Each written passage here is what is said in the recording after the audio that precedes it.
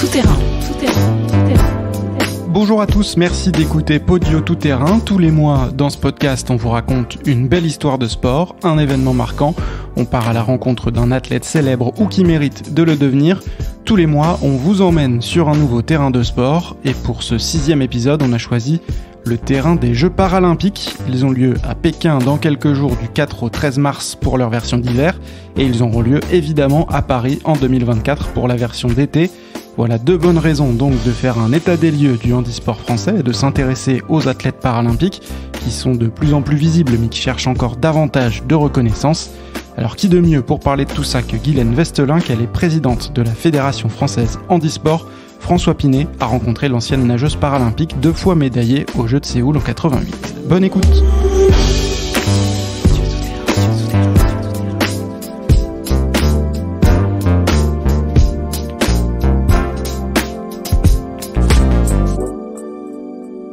Bonjour Guylaine. Bonjour. Merci beaucoup de nous accueillir dans vos bureaux. Donc on est dans le 20e arrondissement de Paris, un bureau que vous occupez depuis 2018, puisque c'est la date à laquelle vous avez été élue présidente de la Fédération française handisport. Alors avant de parler des actions de la fédération, je voudrais d'abord m'intéresser à votre parcours, parce que vous êtes une ancienne nageuse paralympique. Quand est-ce que vous avez découvert la natation ? Alors, j'ai découvert la natation. J'ai eu un accident à l'âge de 9 ans et j'ai séjourné durant 7 ans dans un centre de rééducation parce que à cette époque-là, on restait très longtemps dans les centres. Et c'est à cette occasion que j'ai découvert le sport, le handisport et plus précisément la natation. Mais le centre de rééducation, on proposait des pratiques sportives ? Oui, c'était un club.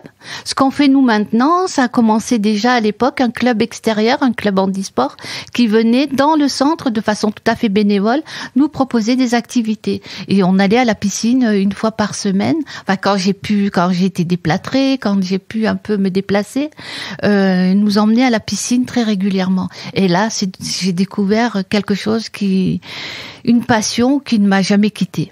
Alors, ça vous a pas quitté, et du coup, vous êtes devenue une athlète de très haut niveau, une nageuse de haut niveau, puisqu'en 1988, Jeux paralympiques de Séoul, vous êtes double médaillée, par équipe le bronze, et puis médaillée d'argent sur 100 mètres nage libre. Ça reste ancré en vous, c'est un des plus beaux souvenirs de votre vie ? Alors oui, c'est un souvenir fabuleux. Avoir eu une médaille aux Jeux, c'est vraiment la concrétisation d'années de travail. Et c'est vrai que j'étais très très heureuse d'avoir ces médailles, mais paradoxalement, après les Jeux, je me suis dit que faire parce que j'aime toujours autant la natation. Je commençais à avancer dans l'âge. Enfin, à l'époque, je considérais que c'était un âge élevé. Je devais avoir 27 ans, mais il fallait que je laisse la place à d'autres. Mais je n'ai pas voulu arrêter cette passion et donc j'ai décidé de me former. J'ai passé des brevets d'État, puis je suis allée à la fac des sports pour pouvoir devenir entraîneur. Et par la suite, je suis devenue entraîneur de l'équipe de France de natation handisport pendant presque une vingtaine d'années. Et ça, c'est un souvenir encore plus fort que ma médaille parce que j'ai adoré être entraîneur. Et vous avez été entraîneur pendant d'autres Jeux paralympiques ? Absolument. Vous avez fait quels Jeux paralympiques ? Alors, j'ai fait les Jeux paralympiques d'Atlanta, de Sydney, d'Athènes, de Pékin. Ah oui. C'était j'ai accompagné l'équipe de France pendant toutes ces années, mais c'était pas que les Jeux, c'était également les entraînements, les compétitions internationales, toute ma vie a été consacrée à la natation. Donc puisque vous avez connu tous ces Jeux paralympiques à partir de 1988 en tant qu'athlète et ensuite en tant qu'entraîneur, vous êtes très bien placé pour nous parler de l'évolution de ces Jeux paralympiques, peut-être en termes de vision, en termes d'accueil des athlètes. Qu'est-ce qui a le plus changé au cours de ces années ? Mais tout a changé. Déjà, pour parler de Séoul, on disait pas encore les Jeux paralympiques. Et on disait les Jeux olympiques pour handicapés. C'était un peu moche, un peu dur à porter. Et maintenant, je suis enchantée quand on parle des Jeux paralympiques. Maintenant, tout le monde sait ce que c'est. Il y a plus personne qui hésite et qui comprend pas de quoi je parle. Donc, rien que ça, rien que sur la sémantique, l'évolution a été énorme. Ensuite, Séoul a été c'était les premiers Jeux où on ça se déroulait sur les mêmes sites que les Jeux Olympiques. C'était déjà une première considération. C'était dans la même ville et sur les mêmes sites. Déjà, c'était un grand progrès. Et puis par la suite, ça n'a fait qu'en augmentant, c'est-à-dire que tout était fait pour que il n'y ait pas de différence en termes de logistique, en termes d'entraînement. Donc oui, ça a considérablement évolué. Ne serait-ce que le fait que je sois entraîneur, quand j'ai été entraîneur pendant tous ces Jeux, nous étions des bénévoles parce que la Fédération handisport n'avait pas les moyens de payer tout l'encadrement. Alors que maintenant, on a affaire à de vrais professionnels. Ça aussi, c'est pas négligeable. Et surtout la médiatisation. Je crois que depuis les Jeux de Londres, on a constaté que la médiatisation était vraiment à la hauteur et ça nous a permis vraiment d'être considérés pour ce que nous étions, des sportifs à part entière et non pas entièrement à part. Alors, la médiatisation est importante, effectivement. On va en parler un petit peu parce que les Jeux paralympiques d'hiver de Pékin vont débuter bientôt. Pour Pékin, ça sera 60 heures de diffusion. Et pour les Jeux paralympiques de Paris en 2024, France Télé a annoncé, c'était en janvier dernier, un énorme dispositif avec plus de 300 heures de direct. Donc, j'imagine que vous êtes contente de cette annonce et j'imagine que ça va être un véritable tournant pour le sport, le handisport, les Jeux de Paris 2024. C'est ce que j'espère et je n'en doute pas en même temps. Et je le vois dans mon environnement qui n'est pas sportif, dans la ville où je réside, où tous mes amis, tout le monde sait de quoi on parle. Les Paralympiques, et j'ai constaté que certaines personnes se prenaient au jeu et regardaient les épreuves comme elles pourraient regarder les Jeux Olympiques. Et ça, c'est ça qui est important, c'est qu'on puisse voir vraiment la performance avant de faire du misérabilisme et de regarder le handicap. Tout le monde maintenant s'attelle à regarder la performance. Il y a des actions symboliques aussi, puisque au Royaume-Uni, la chaîne de télévision Channel 4, qui va diffuser les Jeux paralympiques, a annoncé début février une première mondiale. L'ensemble de l'équipe de présentation, et les journalistes et les consultants seront en situation de handicap. Est-ce que ça passe par là, la reconnaissance aussi du handisport, par ces gestes un petit peu symboliques de la part des médias? Oui, c'est symbolique le fait d'avoir des journalistes qui soient en situation de handicap parce que, mais pas que. C'est important aussi que les journalistes valides, les journalistes on en a. Il y a des Alexandre Boyon qui maintenant connaît aussi bien que nous le parasport et ça c'est un progrès. Qu'un journaliste en situation de handicap sache de quoi il parle, c'est normal et c'est bien, mais qu'un journaliste valide, un journaliste qui a une certaine notoriété puisse parler du handisport. Il y avait aussi Patrick Montel à l'époque qui parlait de l'athlétisme handi comme on parle de l'athlétisme valide. C'est ça la victoire. Podio tout terrain, tout terrain, tout terrain, tout terrain.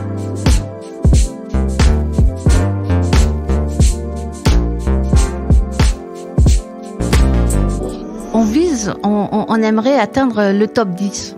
Ça, c'est une ambition que nous avons, bien évidemment.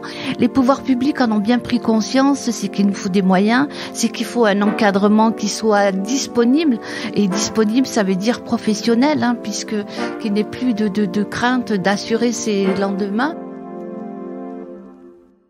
Alors, votre parcours, puisqu'on a parlé un petit peu de votre parcours, exceptionnel, vous avez tout connu jusqu'à être président de la Fédération handisport. Ce parcours, qu'est-ce qui vous apporte au quotidien dans votre rôle de présidente de la Fédération handisport ? Alors, et d'abord, très égoïstement, il me permet d'assouvir ma passion. Parce que c'est handisport, je vous l'ai dit, m'était chevillé au corps et j'y ai passé toute ma vie. Mes enfants ne connaissaient que le handisport aussi, alors qu'ils sont valides, heureusement pour eux. Mais c'est vrai que cette passion-là ne m'a jamais quittée. Et arriver à la présidence de la fédération, on peut considérer que c'est atteindre le Graal. Même si mes fonctions d'entraîneur me manquent encore et que j'ai toujours un regard attentif sur la natation, je ne devrais pas le dire, mais indépendamment de ma carrière d'entraîneur, j'ai également été présidente de club à Marseille, puisque c'est ma ville d'origine, mais aussi d'un comité départemental. Et ça me permet de parler toutes les langues. Je connais le langage des athlètes et les sacrifices à faire pour arriver à un haut niveau, puisque je suis passée par là. Je sais aussi les réussites et les échecs en tant que sportif. Je connais les satisfactions d'être entraîneur et parfois les déceptions. Mais en plus, comme j'ai été présidente d'un club et d'un comité départemental, je parle la langue des territoires. Et je pense que quand on est président d'une fédération, c'est très important de ne pas oublier d'où on vient et de ne pas négliger les territoires qui ont une extrême importance à mes yeux. Alors, on va se projeter un peu jusqu'en 2024. Ça sera la fin de votre mandat, Absolument. 2024. Mais j'imagine que votre objectif, c'est aussi d'aller jusqu'à 2024, que vous avez beaucoup de travail en ce moment en vue de ces Jeux paralympiques à Paris. Et j'ai vu qu'il y avait le projet fédéral CAP 2024. Ça, c'est un projet porté par la Fédération Handisport. Est-ce que vous pouvez nous dire en quoi ça consiste ? Eh bien, notre projet, justement, on a plusieurs objectifs, comme augmenter le nombre de licenciés, c'est-à-dire pouvoir s'adresser à toutes les personnes en situation de handicap et privilégier la singularité, c'est-à-dire que chaque personne qui arrivera dans notre fédération sera prise en considération en fonction de sa pathologie. Ça, c'est important. Donc, augmenter le nombre de licenciés pour offrir à un plus grand nombre de personnes en situation de handicap une pratique physique et sportive. C'est aussi miser sur l'expertise et la formation. C'est aussi avoir un regard sur les territoires, parce que sans les territoires, nous ne saurions rien, on saurait rien. Et ensuite, puisque c'est de là que partent tous les athlètes, quels qu'ils soient, ils sont toujours issus d'un territoire. Donc, pour nous, c'est important d'accompagner les territoires et de faire du développement à travers les territoires. Et enfin, et surtout, c'est la pratique du haut niveau. On veut devenir incontournable en termes de haut niveau. Et ça, l'État nous y aide bien. Donc pression quand même pour les Jeux paralympiques de 2024. En nombre de médailles, il va y avoir sans doute un objectif. Il y avait les performances françaises à Tokyo, c'était 14e au classement des médailles, avec 54 médailles, dont 11 en or. Je suis sûr que vous imaginez faire encore mieux en 2024.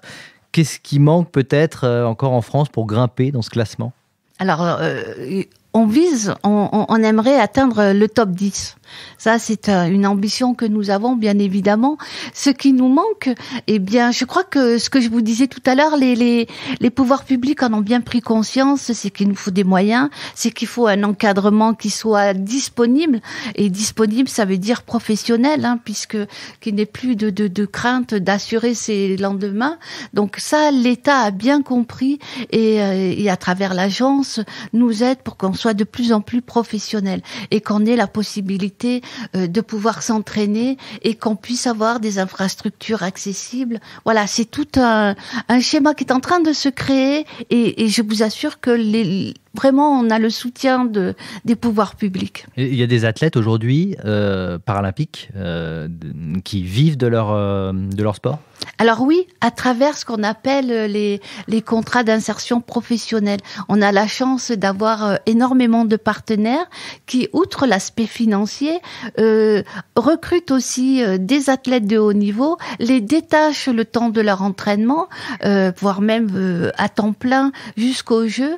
Et ce qui fait que tous ces athlètes-là n'ont pas la crainte d'assurer un avenir professionnel. Ils peuvent en vivre pendant qu'ils s'entraînent, mais ils savent qu'à terme, après, au moment de leur reconversion, ils auront un travail à la clé. Podio tout-terrain.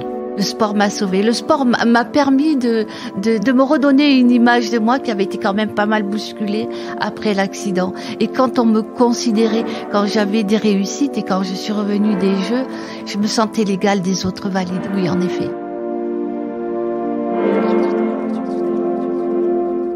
Alors, la fédération ne s'occupe pas que des athlètes de haut niveau, on l'a bien compris. Le but est de développer aussi l'accueil dans les clubs, dans les salles de sport de personnes en situation de handicap. C'est aussi ça, le projet CAP 2024 ? C'est exactement ça, et ça passe avant tout. Alors c'est bien sûr, c'est permettre aux clubs des fédérations homologues, aux clubs dits valides, de pouvoir accueillir. Donc on a un gros travail de formation à faire, parce qu'il faut qu'on forme ces éducateurs sportifs, ces entraîneurs de demain à la pratique en situation de handicap. Donc là, ça c'est notre job, j'ai envie de dire, c'est de pouvoir former de plus en plus de personnes à l'accueil des personnes en situation de handicap. Et par rapport au reste de l'Europe, ou au reste du monde d'ailleurs, est-ce que la France, elle est, vous diriez, en avance ou en retard sur cette question du handisport ? Alors ça dépend comment on se situe. C'est-à-dire que si on se situe sur le haut niveau à proprement dit, on n'est pas très en avance. Justement, on a un retard à combler qu'on est en train de combler, parce qu'on a des nations européennes qui sont devant nous, comme l'Italie, la Hollande, il y a l'Ukraine par exemple, qui ont tout misé sur le haut niveau. Même l'Angleterre, qui a tout misé sur le haut niveau. Nous, on a gardé un peu ce volet social. Et ça, moi, j'y tiens. J'ai pas envie qu'on le perde. J'ai pas envie que handisport devienne une fédération élitiste. Ce qu'on nous a reproché, ce qu'on nous reproche encore, et ça, je m'en défends. Parce que, avant tout, c'est d'abord le bien-être de la personne en situation de handicap. Donc, ça passe par le développement, pas forcément par la compétition. Alors oui, c'est vrai qu'on peut considérer qu'on est en retard sur certaines nations, mais moi, je trouve pas. Je trouve que, justement, les gens peuvent s'épanouir, qu'ils aient envie de faire de la compétition ou pas. Alors, je suis impressionné, moi, par le nombre d'athlètes paralympiques qui disent que le sport les a sauvés. Il y a Marie-Amélie Le Fur, triple championne paralympique d'athlétisme, qui est un des visages du handisport et présidente aujourd'hui du comité paralympique et sportif français, qui dit « Le sport m'a sauvé la vie, m'a fait croire en mes rêves ». Il y a le skieur aussi Arthur Bochet qui disait en décembre dernier « Le sport m'a sauvé, au tout début de la maladie, les médecins m'ont dit qu'il fallait que j'arrête le sport. Je leur avais dit que c'était impossible et j'ai continué. Aujourd'hui, les médecins me disent qu'être dans les chaussures de ski est bénéfique pour moi. Clairement, le sport m'a permis d'accepter le handicap. » Vous reconnaissez, vous, dans ces propos-là, et au quotidien, vous qui côtoyez les athlètes ? Complètement. Le sport est un vecteur d'intégration sociale incommensurable. Et je l'ai vécu aussi. Il est vrai que quand on arrive au bord d'un bassin, excusez-moi, je parle encore de natation. Il n'y a pas de problème.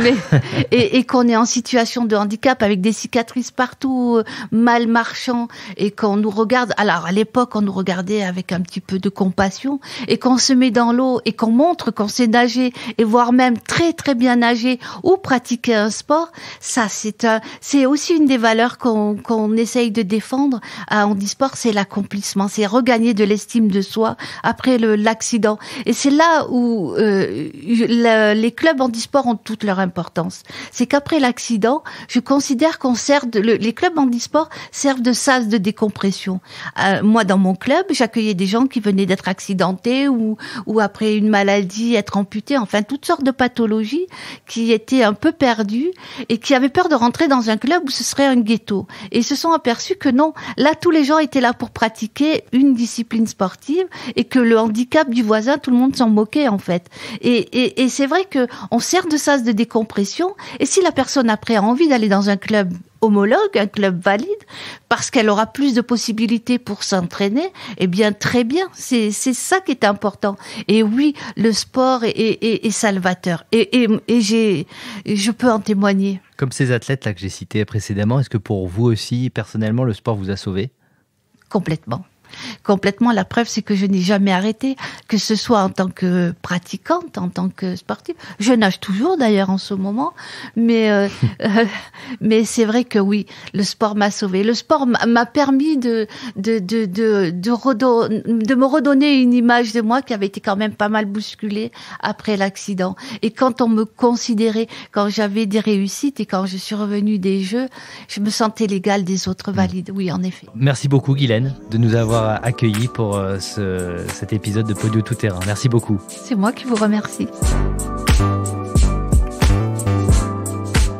Merci beaucoup d'avoir écouté le 6e épisode de Podio Tout Terrain. Merci à Guylaine Vestelink, présidente de la Fédération Française Handisport, d'avoir répondu à l'invitation de François et de Podio.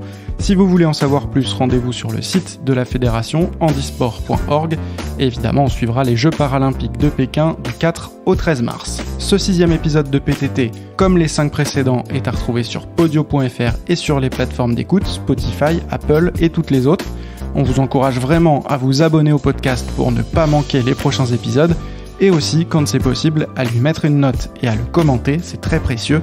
Et puis vous pouvez aussi le partager, bien sûr, autour de vous et sur les réseaux sociaux. Et puis une dernière chose, si vous avez écouté cet épisode de Podio Tout Terrain parce que vous aimez le sport, les podcasts, les belles histoires, et que vous êtes tombé dessus par hasard sans connaître Podio, je vous invite à nous rejoindre sur les réseaux sociaux. On est présent sur Twitter, LinkedIn et Facebook, et à vous rendre sur podio, pod2io.fr, puisque notre site vous propose tous les meilleurs podcasts de sport. On vous fait régulièrement des recommandations, et évidemment vous y retrouvez nos propres productions, notamment la toute dernière, Slalom, une série de 6 épisodes qui est diffusée en ce moment et qui retrace le parcours du skieur Jean-Baptiste Grange. Une fois que vous avez fait tout ça, vous n'avez plus qu'à cliquer sur Newsletter, à renseigner votre adresse mail, et vous recevrez toutes les infos de Podio le mois prochain, le même jour que la sortie de Podio Tout Terrain épisode 7.